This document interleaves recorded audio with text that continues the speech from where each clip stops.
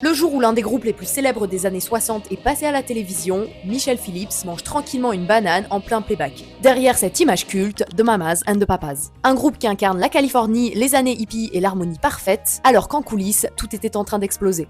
Au milieu des années 60, les États-Unis sont en plein changement. Folk, rock, contre-culture, mouvement hippie, etc. C'est dans ce contexte que 4 artistes se réunissent, John Phillips, Michelle Phillips, Cass Elliot et Donny Doherty.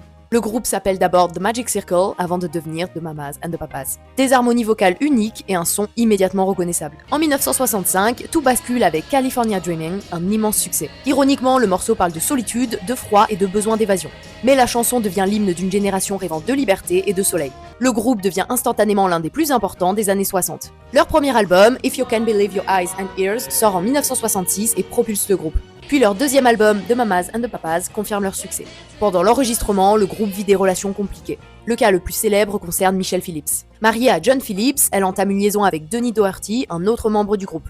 Quand John l'apprend, le groupe explose temporairement. Michelle est même renvoyée du groupe et remplacée avant d'être réintégrée peu de temps après. Mais rien ne sera plus jamais pareil. Avec Deliver en 1967, le groupe atteint son sommet. Cette année-là, John Phillips participe à l'organisation du Monterey International Pop Festival. The Mamas and the Papas seront les derniers à monter sur scène lors du festival.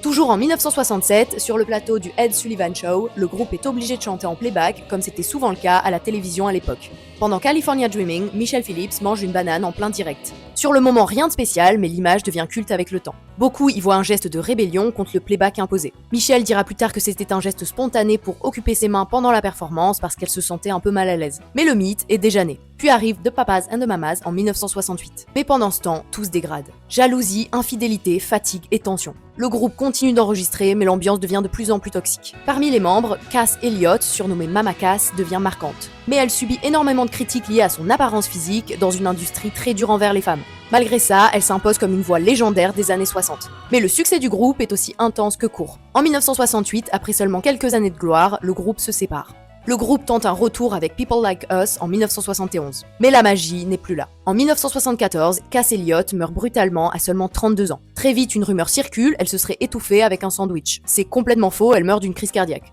Mais cette idée restera longtemps associée à son image. The Mamas and the Papas, c'est 5 albums studio et environ 40 millions de disques vendus dans le monde. Ce qui rend le groupe fascinant, ce n'est pas seulement leur musique. C'est le contraste entre ce qu'ils représentaient et ce qu'ils vivaient réellement. The Mamas and the Papas n'ont existé que quelques années. Mais ils ont réussi quelque chose de rare, capter exactement l'esprit d'une génération entière pendant que tout s'effondrait autour d'eux.